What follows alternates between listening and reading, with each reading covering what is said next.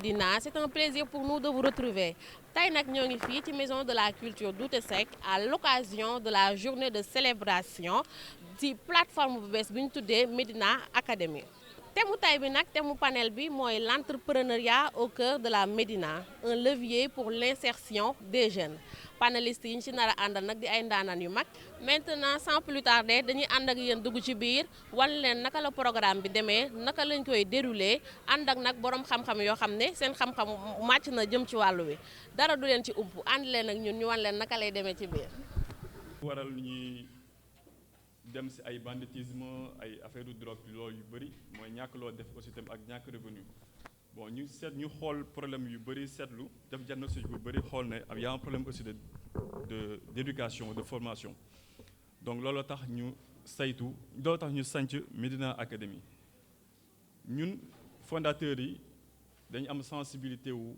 dañu am ay valeurs mun naa si wax itam solidarité parce que nous sommes des gens yoo xamante ne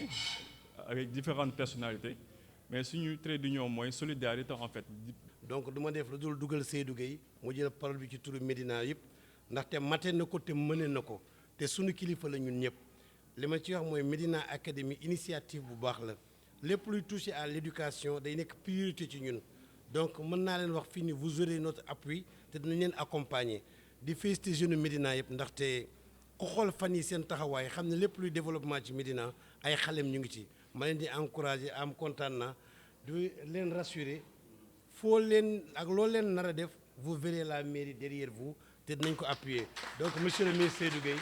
damay bàyyi nga lancer ouverture bi. salaamaaleykum maa ngi nuyu ñëpp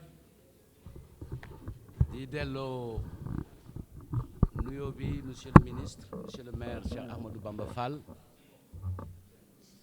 di nuyu également le parrain de la manifestation muy notre jeune frère Jeannot Bokandé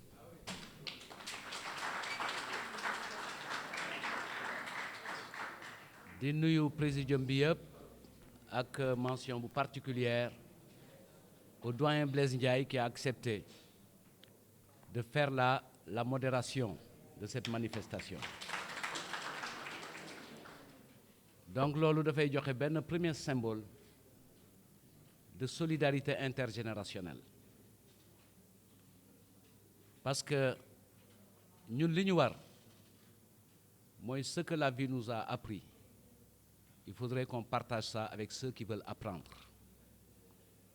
loolu suñu ko defee suñu dëkkandoo dafay neex te dafay am njëriñ alors man dama sob souvent damay dugg ci loo xam ni sama yoon nekku ci mais pour élargir spectre waxtaan bi la rek parce que xëy na du ñu am tout le temps opportunité yu mel noonu moo tax dama bëggoon a féliciter Médina Academy ci initiative bi dinaa ñëw ci aujourd'hui initiative yu mel nii ci sunu commune lan la mën a symboliser comme espoir ñëw aussi ci li ma dégg ci sama doom Pape Moussa le président Seynabou xam na li may wax ki sama doom la man maay papaam parce que papaam sama mag la suñu ñaari yaay ñoo bokk ndey ak baay donc ki man maay papaam mu nekk également jarbaatu Seynabou ak Cheikh Ba donc sama doom bu jógee faw ma ñëw mais beneen bi ngay santé moo booy amee doom boo xam ne léegi mën na def la nga daan def da ngay noppalu donc Pape ñu ngi lay encourager yàgg ñi nga àndal dégg naa seen orientation stratégique dafa am ñaari proposition rek wala ñaari suggestion yu ma leen di defal bi ci njëkk vous parlez d'éducation non il faut parler de formation parce que éducation beneen rationalité la parce que formation bi li ngeen bëgg xale yi am ko mooy ñu jox leen ay xam-xam yoo xam ni c'est transférable en situation de travail alors que éducation valeur yi moo ëpp importance pour nga mën a dox ci biir communauté bi alors que formation daf lay jox expertise compétence ak loolu donc dans votre cœur de métier je pense que le mot le plus adapté, ce serait peut-être formation. À vous de discuter. Pour les deux. Oui. waaw beneen bi ma jàpp ni dafa am une proposition que je voudrais vous faire. Proposition bi mooy boo leen xoolee li ngeen bëgg a def mooy da ngeen bëgg génne li ñuy wax des solidarités nouvelles face au chômage pour tënk rek chômage bu ñu ko bëggee régler ñi am emploi dañuy bokk ak ñi am temps xam nga dafa société bi dafa divisé wu dafa am des gens qui ont de l'emploi et d'autres gens qui ont que du temps léegi naka la ñuy def ba boole ñi am emploi ak temps pour ñu mën a ànd ma bëggoon proposer loo xam ni dama ko mos a expérimenter mais du woon fii mais mu am efficacité souvent démarche yi da ngeen di recenser les demandeurs mais il faut ngeen recenser les offreurs parce que soo leen bëggee ci volet entrepreneuriat bi ngeen am ci efficacité il faut transformer les demandeurs d'emploi en créateurs d'emploi li anglais yi di wax from job seeker to job creator nga jóge ci demandeur d'emploi nekk créateur d'emploi donc diggante bi nag nga koy liggéeyee formation bokk na ci mais bi may wax ni ñi am temps ak liggéey ak war nañu mën a daje dama leen di suggérer ngeen recenser ku mel ni Jeannot Bocandé ku mel ni Cheikh Ahmadou Bamba Fall ku mel ni Seydou Gueye ku mel ni Cheikh Ba ak keneen koo xam ni mi ngi ci biir communauté bi am portefeuille relationnel ku ci ne ci ñun ngeen dénk ñu as pàcc ne ñu ci at bi dina leen jox 10 personnes ku ci ne ngeen nekk seen ay tuteur ngeen di leen dimbali pour ñu defar seen CV ngeen di leen dimbali pour ñu am ay contact ngeen di leen dimbali ba ñu yegg foo xam ne nañu mun a am liggéey je pense que bu ñu identifier 5 à 10 personnes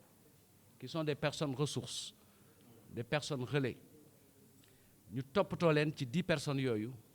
dinañ leen mën a booleeg ñoo xam ni xëy na dinañ leen dimbali mais il faut cet encadrement et cette relation proche entre le tuteur et les personnes qui sont sous sa tutelle et en fin d'année di ngeen mën a mesurer ndax am na efficacité et je sais que c'est très efficace parce que parfois di nga am ku ñu oo pour mu dem ci entretien il a pas de CV parce que li dominé ci demande d'emploi yi en général kii wut liggéey du ñëw naan man damay indi compétence pour yokk chiffre d'affaires entreprise bi demande yëpp boo leen di xool xam nga lan la sama papa dafa gaañu man maay soutien de famille sama jabar dafa lii alors l'homme d'entreprise qui regarde ce CV xam lan lay gis du gis compétence bu koy yokk mais di gis problème social buy dugg ci biir entreprise bi ñëw yokk ces problèmes sociaux donc buy tànn ci muy njëkk a éliminer lay bokkul ak ki ñëw ni CVM jàng naa lii mën naa lii liggéeyee naa fii bi ma fay dugg chiffre d'affaires bi nangam la woon sama action yóbbu na ko ci nangam là on devient intéressant donc yooyu bokk na ci parfois am na procédure embauche yoo xam ni dafay laaj entretien dafa am ay normes ñi ñu ko jàngal ñu koy def nit ñi ci normes yooyu ñu leen jàngal dañuy nattee nit ñi yow boo xamul position bi naka ngay comporté woo ba correspondre ak norme bi pour ñu mën a xam ni sa intégration du jafe donc il y a plusieurs choses yoo xam ni mën nañ def parfois même lan lay doon ku am entretien mais war a dem mais amul passe ça ce sont des réalités concrètes wala ñu laaj ko cravate amul bu baax donc il y a plein de choses yoo xam ni dafay defar candidat bi pour bu ñëwee nekk ku soppalu les rationalités qui gouvernent ces instances donc au-delà de la facilitation c'est un rôle de médiation loolu nag moo leen di yóbbu ci li nga xam ne mooy la vraie raison ci ni ma comprendre li ngeen wax et le vrai sens de Médina Academy fexe ba am position boo xam ni dafay nekk agence d'exécution mën a am une convention avec le Pôle emploi mën a am une convention avec 3FPT mën a am une convention avec l'ADER mais loolu il faut nga gën a defar sa cœur de métier wan leen li nga mën parce que il est plus intéressant d'avoir une convention su ñuy bëggee recenser exhaustivement les demandeurs d'emploi ñu jox leen seen grille ngeen mën ci liggéey indil leen ko ñu soutenir seen accompagnement mais boo leen dajalee ñoo ñëpp avec l'appui du maire mën na leen jox un appui institutionnel ngeen am antenne dans les locaux de la mairie ou dans un local boo xam ni c'est la conjonction entre la mairie et ces institutions pour ñu mën a am kër goo xam ni dafa am compétence yoo xam ne da ngeen ko soxla bu ñuy defar projet kan moo leen ciy gunge kan moo xam terme de référence yi xam nga donc yooyu yëpp la et hier j'écoutais la radio monsieur le maire kooku aussi jàpp naa ni il faut que ñu liggéey ci j'étais en train d'écouter benn jonction bu am entre la coopération belge avec Senim ce qui est devenu le ADIE ñu installer une maison digitale pour les bàjjenu gox soxla nañ ko trop fii aussi et une maison digitale mën na accompagner également ce projet des jeunes donc tout ça pour féliciter encore l'initiative et dire qu'on est encore disponible pour partager sunu expérience pour accompagner pour gunge comme le monsieur le maire l'a dit il faut le féliciter pour ça d'engager la commune qui est notre espace commun notre patrimoine commun lu ñu bokk ñun ñëpp ku nekk war a mën ñëw indi projet am maire bi jàpp ci communauté bi jàpp ci ressources yi jàpp ci ñun ñëpp ñu jàpp ci yàlla def jàmm Médina yàlla na ko yàlla def gërëm naa leen sant leen merci. di rafetlu jotaay bi di kontaan trop nekk fi tey nar a waxtaan ci benn thème bu am solo mais avant ça mu nuyu aussi panel bi nuyu monsieur le ministre Seydou Gueye kàddu yi am na solo un homme très généreux saa yu ñu waxtaanee rek xam-xam da siy génn te ay jàngat yu bëri da siy am donc di nuyu monsieur Traoré monsieur Balde monsieur Ndiaye donc maa ngi leen di remercier encore si acceptation bi ngeen def par rapport ak événement bi tey donc peut-être pendant les prochaines 15-20 minutes dinaa utiliser temps bi pour présenter wu partager quelques jàngat yi ma am si thème bi tey l'entrepreneuriat à la Médina un levier pour la jeunesse donc dinaa aussi partager benn point bu am solo boo xam ne pour man si entrepreneuriat muy leadership dafa nekk loo xam ne day mën a def différence si képp ku bëgg a entreprendre képp ku bëgg a créer donc dinaa partager quelques points si loolu aussi tamit ma partager quelques recommandations par rapport ak futurs entrepreneurs yi fi nekk par rapport ak entrepreneurs yi fi nekk par rapport ak ñi nga xam ne ñi ngi si bëgg nañ dem peut-être am nañu ay difficultés Médina Academy ñëw tey pour accompagner ñooñu donc man tam ma nekk si élan boobu comme ni ko monsieur le ministre waxee di porter wu volontaire rek s'il y a ñi nga xam ne soxla nañ coaching soxla nañ mentoring soxla nañ accompagnement je serai disponible à 100% pour loolu donc léegi du ma def lu dul commencer par première slide bi présenter sam bopp donc comme ni ko Seydou waxee maa ngi tudd Jean-Emmanuel Bokandé juddoo fii ci Médina ci quartier bi ñuy wax Gibraltar màggee fi defee fi lépp bokk ci benn famille bu ñuy wax famille Bokandé je pense que Jules François Bokandé moom lañ ci gën a ràññee donc Jules François Bokandé sama rakku papa la woon donc li ma mën a yokk ci famille bi tamit mooy maa ngi dëkk Gibraltar ba tey ak sama yaay ak samay sœur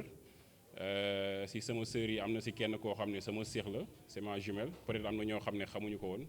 donc mu nekk sama benn complice boo xam ne amul lu may def wala amul si li may dugg loo xam ne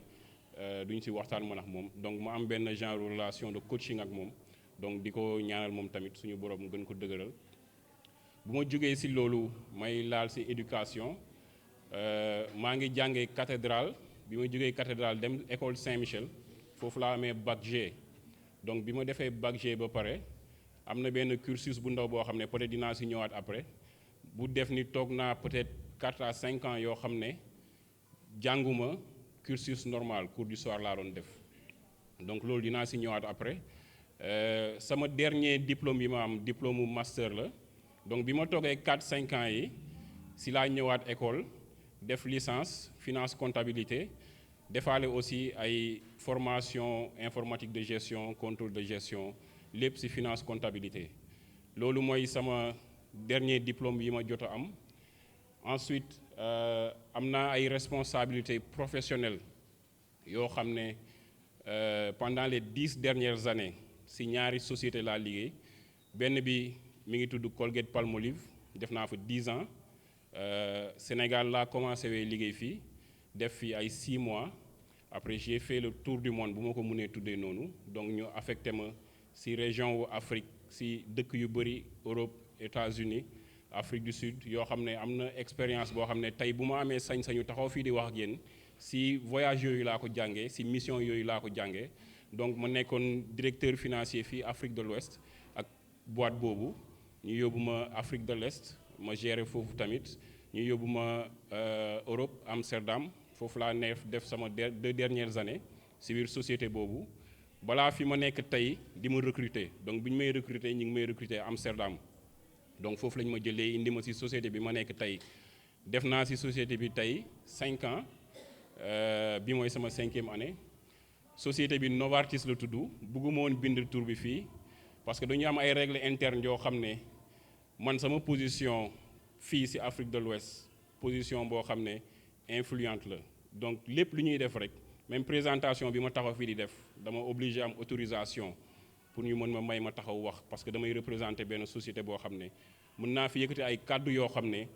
wala ma am ay décisions yoo xam ne mën na impacter ba société mère bi nekk Suisse keroog boo xoolee juste une parenthèse jokkoo ak Macky bi j'étais désigné pour bokk si ñi nekk orateurs yi mais dama bind demande ñu ne ma non tu pourras pas parler loolu tax jëluma kàddu keroog donc foofu comme ni ma ko waxee ay responsabilité Afrique de l'Ouest la am ak Afrique centrale à peu près 15 pays en tant que directeur financier léegi li ma doon wax sànq mooy jot naa am ay mission en Europe aux États-Unis et li ma mën a wax ci loolu mooy en tant que leader bu ma toogee fii tey am na benn expérience boo xam ne peut-être mën naa ko partager parce que dama gëm ni képp kuy jàng di nga am benn instant boo xam ne di nga am échec te loolu dafa nekk benn mission boo xam ne dama sentir ni dama dem foofu échec boobu maa ngi door a commencer jàng bi may nekk door a commencer liggéey dañ ma yóbbu foofu en tant que jeune travailleur ñu ne dama am potentiel anglais bi demeel woon noonu ñu invité ma benn interview ak directeur généralu boîte bi Monde ñu dugal ñu ci benn salle boo xam ne comme saalu film yi rek caméra yi lumière yi lépp fépp ma paniqué ñu posé ma question xaw ma lu may wax ma hésité ñu may ma 5 minutes mais ma ndox ne ma relaxal rek relaxal ñu posé waat ma question bi ma tartari mais li may sentir li ma doon sentir sama biir yaram mooy maa ngi échoué fii mais lii du problème parce que maa ngi jéem def dara ñi ngi ma jëlee Sénégal yóbbu ma États-Unis ñëpp xam nañu fii boo génnee école anglais bi du demee noonu ngay làkk ak ñoo xam ne seen accent yi day mel ni chinois la ñuy làkk donc jàngat bi ma fa jëlee mooy échec la tey mais damay utiliser échec boobu pour mu nekk sama succès suba donc loolu benn message la tamit boo xam ne bëggoon naa ko sànni bu ñu ragal échouer bu ñu ragal essayer parce que boo essayé wul doo mës a échouer boo échoué wul doo mës a jugee fi nga nekk fii dem feneen donc loolu benn point bi ma bëggoon partager rek donc par rapport à li ma jot a accomplir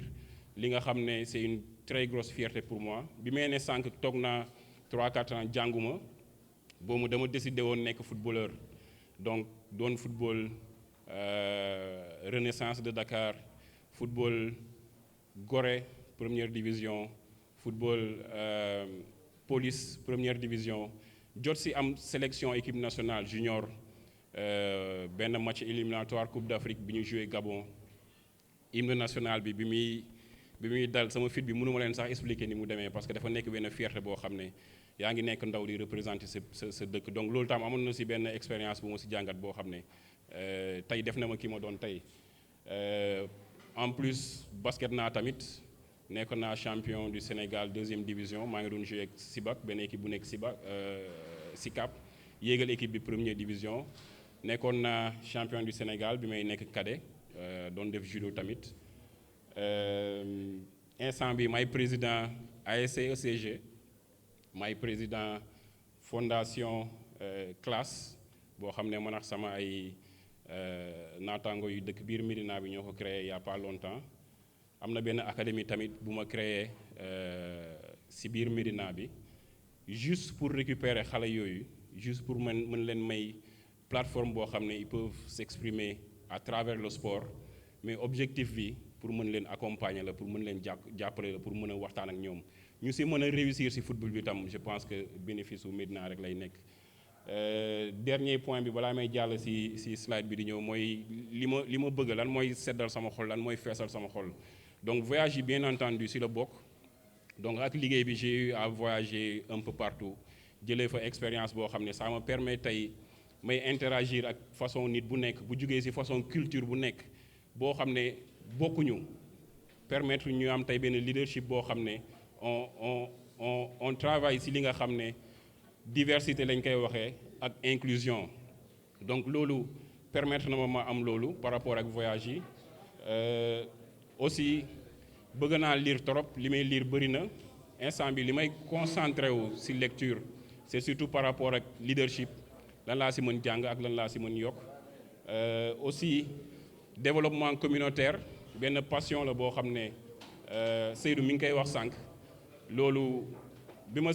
siy dem sama xol moo ma siy yóbbu nekkul li nga xam ne dama volontaire u naan bëgg naa mais c'est quelque chose boo xam ne c'est totalement désintéressé ma koy def sama xol di si sedd ma siy ànd ak jeunesse su Médina bi di si ànd ak mag yi di si ànd ak ñëpp juste pour mën a am benn taxawaay boo xam ne dina bénéficier ñëpp à la fin de la journée. léegi bu ñu jàllee si deuxième slide bi bi may def recherche par rapport ak l'entrepreneuriat à la Médina si laa gis article bi donc article bi day ne képp ku bëgg a nekk entrepreneur fii ngay commencer donc am na 2-3 mots yoo xam ne ñoo ma interpellé par rapport ak loolu donc premier mot bi c'est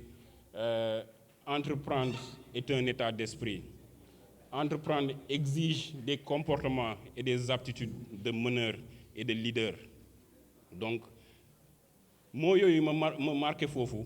moo may permettre mu dugg ci slide bi ci topp bi nga xam ne day développer par rapport ak leadership donc leadership ñu ngi koy dégg lu bëri diw mooy leader fii diw mooy leader fii diw mooy lii mais peut-être ci contexte bi ma nekk contexte professionnel bi ma nekk am na li ñuy définir en tant que leader moo tax boo leen xoolee slide bi ma teg fii am na 5 pàcc yoo xam ne bëggoon naa ci conseiller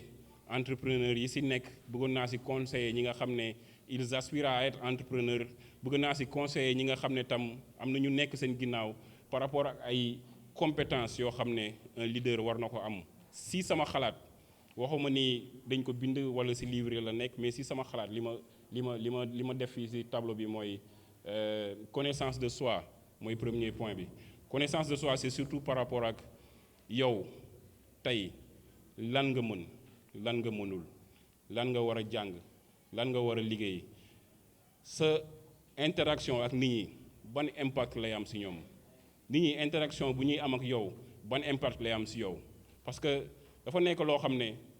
pour nga mën a jugee point A dem point B il faut nga mën a am analyse boobu yëpp il faut nga mën a am compréhension boobu yëpp pour jël les bonnes décisions donc décisions yooyu ñoo lay permettre peut-être même bu dee am na ci erreur nga mën ci jàng nga mën ci avancer nga mën ci def ay corrections yu bëri mën ci yaatal ñu bëri tamit. Deuxième point bi c'est par rapport à la communication en tant que leader communication c'est quelque chose boo xam ne da lay defar walla mu yàq la mënuma ne dama lay jox benn objectif tel. te waxuma la objectif bi kañ laa bëgg nga accomplir ko nan laa bëgg nga accomplir ko lan laa ci xaar à la fin donc communication boobu il faut que mu leer donc mënuma la dénk liggéey ba pare piéger la donc man en tant que leader yor entreprise nekk entrepreneur walla nekk ci milieu boo xam ne dafa am ñu may liggéeyal il faut que ma mën a échanger ak ñoom loo xam ne leer nañ ba pare bu ñu toogee mën nañ ko saytu mën nañ ko évaluer pour mën a xam lan moo ñu des ci liggéey bi. Beneen point bi c'est par rapport ak l'influence donc influence mooy man ñi ma nekkal nan lañ may gisee man sama comportement en tant que leader tonton Ablaye Diop mi ngi koy wax sànq maa ngi woote mais man maa fi mujjee wala maa ngi sant nit mu def dara fekk man duma ko ci jiitu parce que yenn saa yi dañuy ne li nga bëgg a jàngal nit rek yow jiitu ci déjà dafa am incidence boo xam ne ñoom lu ñu gis suñu leader yi di def rek ñoom la ñuy def am na beneen aspect wu influence boo xam ne nit bu defee dara il faut que ñu mën a am culture récompense il faut que ñu mën a am culture toog def le point ne ko léeg-léeg lañ la dénkoon léeg-léeg nga ci def gëm nañ ni war nañ la mën a jox promotion parce que li nga liggéey doy nañu mu mën la encourager yow tamit en tant que personne. beneen point bi c'est par rapport à la créativité donc créativité ci jamono yu ñu toll nii ba pare ci li ñuy wax entrepreneuriat dina am solo trop parce que boo xoolee y a beaucoup de choses yoo xam ne la plupart du temps dañuy gis Samba def ko rek ñun tam ñu bëgg ci dugg pour def ko ñu gis ay secteurs yoo xam ne day ubbi début bi day boom comme ni ñu koy waxee day booster mais ñun du ñu bëgg a indi leneen loo xam ne day indi valeur ajoutée parce que li may wax toujours mooy produit boo koy jaay micro bi bu ma koy jaay du micro rek lay jaay histoire lay jaay benn histoire mooy nekk ci ginnaaw micro bi bu ko defee képp ku gis micro bi dina mën a identifier wu ci micro boobu même bouteille ndox même chose boo xoolee marque yi gën a mag ay Nike Levi's ñoom ñëpp am nañ benn histoire boo xam ne nit da ciy mën a associé wu nu mu munti demee peut-être yenn saa yi dañuy viser benn classe bu élevé bi prix bi du leen soxal na produit bi ñi doon wax ñoom li ñu identifié wu rek donc loolu dafa am solo pour ñu ciy bàyyi xel bu ñu nekkee ci entrepreneuriat ñu xool histoire bu ñuy créer suñu produit kan mooy cible produit bi ak nan lañ koy jaayee produit boobu donc loolu dafa am solo loolu mooy wàllum créativité bi. dernier point bi c'est par rapport au feedback du leneen lu dul toog waxtaan def évaluation am courage yu jël ay décisions yu difficile par rapport ak ñi ñuy liggéeyal parce que yenn saa yi ñun suñu culture par exemple société bi may liggéey nii ñun sénégalais yi wala waa Afrique de l'Ouest dañuy nekk on est trop en famille dañuy jiital sentiment yi te dafa am liggéey boo xam ne dañ ko war a def donc day laaj yenn saa yi ñuy toog di waxtaan di évaluer man mii leader bi dinaa joxe sama point de vue mais ñi may liggéeyal tamit ci biir entreprise boobu war nañ mën a partager def retour parce que boo xoolee échange yooyu yëpp c'est pour bien faire donc bu ñu amul échange yooyu ça nous permet pas de pouvoir identifier problème yi fan lañ nekk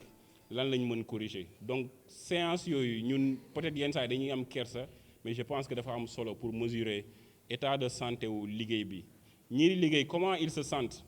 est-ce que ñu ngi siy gis seen bopp est-ce que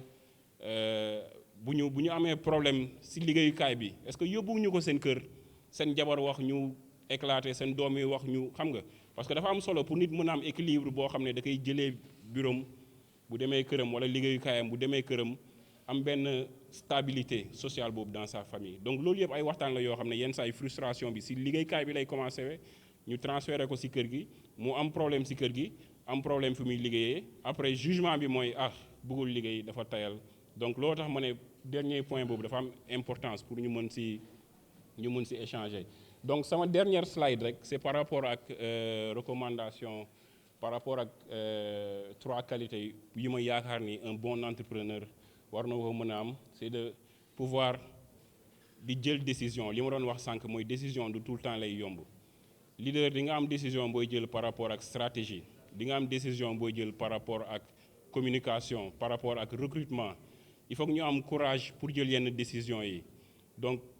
c'est important boo nekkee ci milieu boobu surtout que entrepreneur nga peut-être que amoo expérience bi amoo ñu lay encadrer ci kaw c'est important nga mën a développer sa capacité à prendre des décisions donc décision boo jël tey mu baax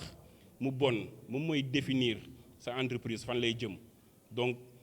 dinañ ko mën corriger dinañ ci mën bonifier wu bu dee décision bi baax na donc deuxième point bi c'est par rapport à déléguer les tâches parce que yenn saa yi dañuy bëgg ne man maay patron bi man maa xam lépp man maay def lépp donc loolu boo ko amee sa entreprise nga nekk entrepreneur di bëgg a recruter ñoo xam ne yenn saa yi da lay wóor ni sur tel sujet kii may indi nii moo ma ko gën a xam fuuf donc liggéey boobu man au lieu man ma jéem koo ma essayé ko di ko yenu dama ko koy jox moom mu def ko ba pare je lui donne tous les pouvoirs pour mu mën ko def benn nit mënul def lépp donc délégation boobu ça veut aussi dire que bu may recruter war naa mën recruter des personnes de qualité c'est pas important que ñoo ma ëpp diplôme c'est pas important que ñoo ma mag c'est pas important que ñoo ma ëpp xam-xam mais yow ton rôle en tant que leader responsabilité nga am leader li may wax toujours mooy du buur tappuñu la pour nga nekk buur pour ngay diriger gauche droite leader responsabilité la par rapport ak ñi nga nekkal par rapport ak kii bi muy ñëw fii niveau bi la amoon je me suis assuré que yegg na niveau bi créer na emploi mooy li monsieur le ministre doon wax sànq donc noonu la ñuy mën a multiplier entreprise yi di créer wu salariés yi di créer wu ci biir entreprise yi donc loolu dafa am solo dernier point bi c'est surtout par rapport ak mën a détacher sama personne man ak sama entreprise léeg-léeg début yi day métti di nga dégg lu nekk boo amul force mentale boobu rek di nga décourager te yow bi ngay commencer da nga woo Samba woo Demba woo Fatou woo Bintu ne leen ñëw leen donc yow boo mënul détaché wu émotionnellement par rapport ak li nga teg rek nit ñi dinañ wax bi du la neex nga bàyyeeku démissionner donc loolu mooy li ñuy wax ego nga mën a wàccee sa bopp mën a nekk ak nit ñi mën a waxtaan mën a def séparation des choses wax naa ko sànq tuuti mooy par rapport ak nga nekk sa liggéey am fa ay soucis nga mën bàyyi soucis yooyu ci liggéey bi parce que entreprise du chaque jour lay dox nga bàyyi soucis yooyu foofu mën a dem sa kër ressourcé wu pour nga mën a ñëw suba liggéeyaat léegi damay terminer par rapport ak ñaari question rek yoo xam ne peut-être mën naa ci tontuwaale tamit c'est par rapport à gaynde bu ñuy wax mooy buuru àll bi lan moo tax ñu ne gaynde mooy buuru àll bi ëppul doole ci àll bi éléphant moo ko ëpp doole gën ko ngand fuuf dàqul daw gënul gaaw gënul intelligent mais moom mooy buuru gaynde bi ba tey buuru àll bi ba tey dan ngeen xalaat moo tax gaynde nekk le roi de la jungle mentalité gaynde bi day def ni gis éléphant bi moom lu muy survivre lay gis lekk da koy dem jëli nu mu munti toll éléphant bi daw rek lay gis parce que moom mentalité mooy gaynde bee ngi ñëw damay daw donc gaynde boobu mi ngi ci ñun ñëpp ñu xam ko ñu bañ ko xam mi ngi ci ñun monsieur le ministre li mu doon wax sànq mooy peut-être ñu mën a am ki nga xam ne ñu ngi waxtaan ak moom mu mën a yeeloolu ci ñun ñu mën a xam ki nga xam ne moo ñuy accompagner moo ñuy coacher ñu mën a yeeloolu ci ñun parce que responsabilité yi ñu am en tant que entrepreneur en tant que chef d'entreprise boo génneewul sa attitude du gaynde bi rek du baax parce que yenn saa yi qualité yi li nga jàng école du doy il faut nga mën résilient mooy amul bàyyi chaque jour dañ koy wax amul bàyyi donc deuxième point bi c'est par rapport ak benn fleur ñu teg fi fleur bi dee kan mooy responsable bi fleur bee baaxul walla environnement bi la man damay jàpp sam bopp comme fleur bi environnement bi ma wër peut-être fi ñu teg fleur bi y a pas assez de lumière niñ ko sampee racines yi dugul bu baax arrosage bi demeewul noonu donc man fleur bi nan laay def ba màgg te nekkuma ci ay conditions yoo xam ne moo may permettre pour ma màgg donc conditions yi c'est la fleur contre l'environnement moi en tant que personne ma nekk ci entreprise ma bëgg a màgg damay toog xaar walla damay xool ci sama environnement li nga xam ne mën na ma ci dimbali mën naa ko améliorer mën naa ci liggéey pour mën a màgg ci sama biir entreprise parce que bu ñu nekk ñoo xam ne dañuy toog ci benn entreprise nekk ci benn fonction pendant 15 ans amuñu ambition pour màgg à la fin de la journée xale yu ndaw yi bees yi génn tey lépp lu ñuy def ci téléphone yi lañ koy def taf ñu laaj la benn affaire nga toog 3 jours pour génne ko booy bi day def 5 minutes génne ko donc environnement bi dafa am solo te environnement bi ñaari responsable la mooy man je prends en charge mon développement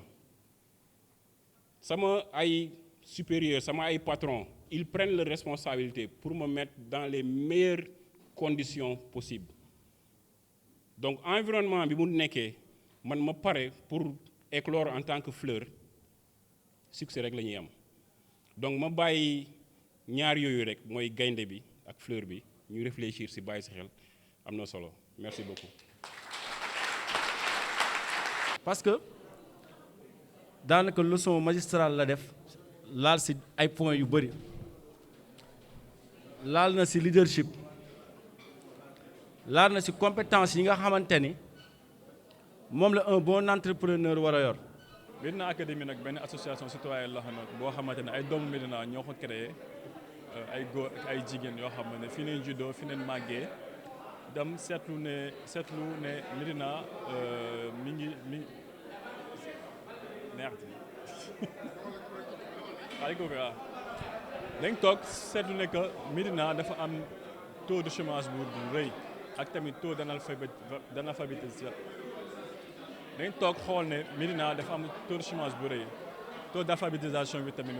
néew trop jeunes yu bëri dañ désœuvré te voilà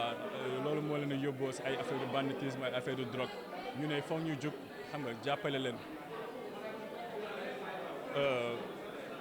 emploi bi kii bi chômage bi métti na trop ñi ngi koy sentir parce que ñi ngi nekk ñi nga xam jeunes yi nga xam ne dañuy toog suba ba ngoon si bopp ko ñi di am lu ñu def toog gis ne taux de chômage bi dafa bëri si Médina suñu moromu jeunes yu bëri dañuy toog si bopp ko ñi suba ba ngoon dañuy def ñu am lu ñu def te soo ñëwee aussi itam di leen wax ne pourtant am na ay état bi même su fekkee ne yow diplômé woo am na ay jumtukaay yoo xam ne état bi teg na ko pour yéen ngeen dem xam nga de se formé wu wala ngeen dem jàngi métier duñ ko xam léegi loolu yëpp tax na ñu créé Médina Académie di structure boo xam ne structure relais la agence d'exécution la dañuy signé ay convention ak structure yi nga xam ne état bi fi teg pour permettre de véhiculer di sensibiliser ak di aider jeunes yi nga xamante ne ñoo amuñu xëy ba pare amuñu activité donc loolu moo ñu tax a jóg tey nag ñu ñëwoon fii Douta Seck ak lancement ak autorités yi seet ne di remercier nag maire bi ak monsieur Seydou Gueye di ministre bi ak ñi ngi remercier aussi tam parrain bi di Jeannot ñi nga xamante ne dañuy gëm suñu projet bi vraiment ñu ngi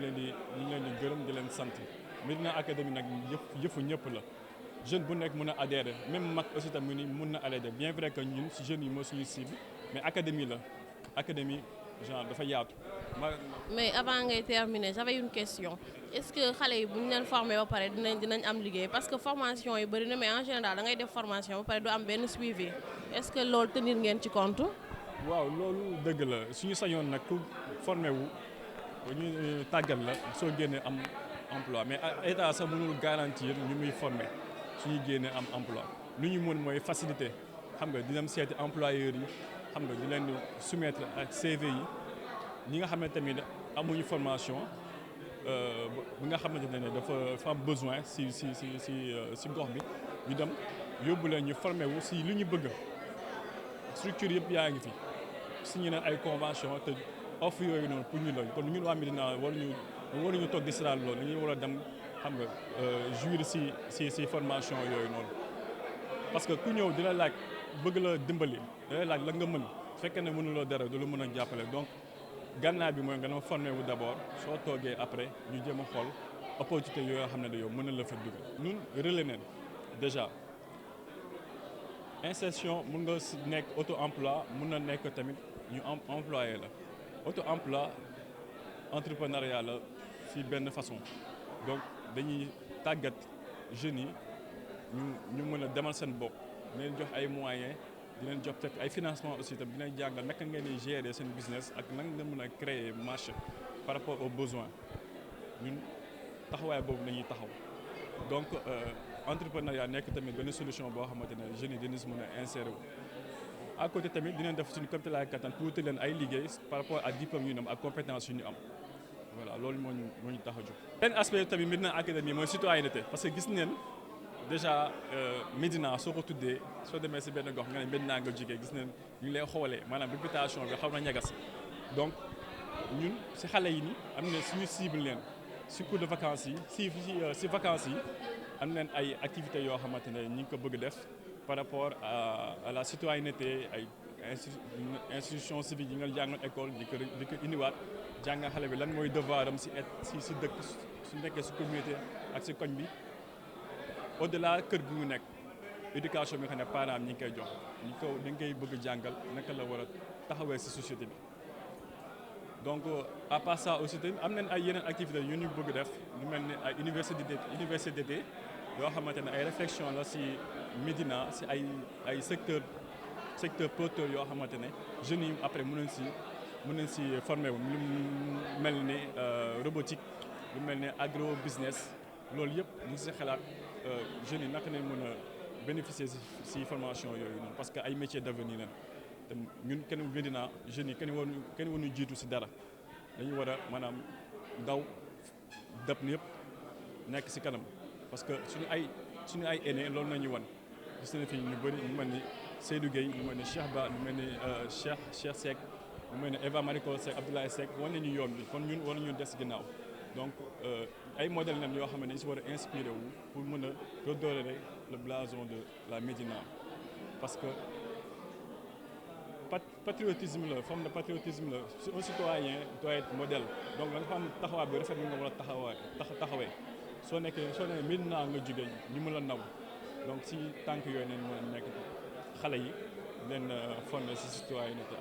ak yeneen ak yeneen. Jano d'abord Jano dafa nekk koo xamante ne moo njëkk a gëm suñu formation Jano dafa nekk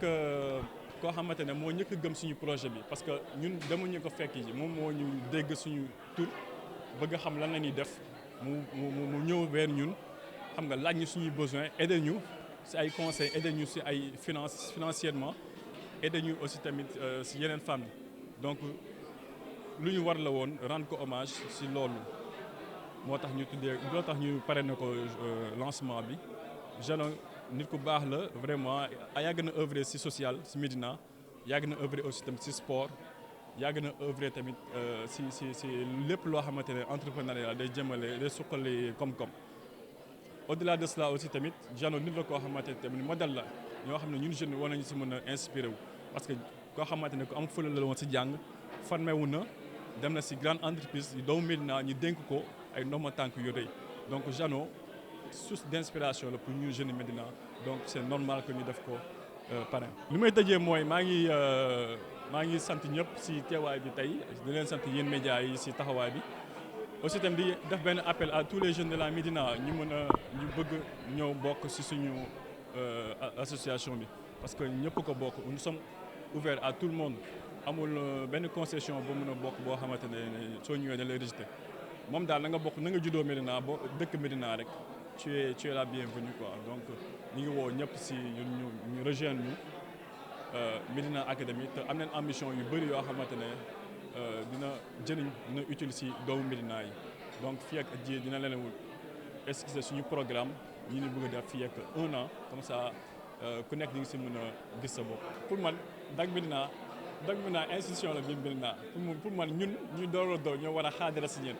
li ñuy xaar si yéen teg que si volet éducation bi ma wax ñun du ñàkk ay ndaw yoo xamante ne bëgg nañ am nañ passion si journalisme kon ñun li leen di ñaan mooy suñu ñëwee indi leen ay ndaw pour nga jëm leen former am passion si journalisme xam naka lay doxee xam nga ak mel ni reporter bu yaañu bi xam nga am ñàkkul ay doomu yi ngi rêvé nekk téye micro di interviewer di caméra comme ni ngeen di defee seen liggéey bu rafet macha allah di ko rafetlu parce que yéen ay ambassadeurs ngeen biir Médina. voilà chers internautes du Dak Médina TV lii lañ leen indiloon tey ci seen maison de la culture Douta Seck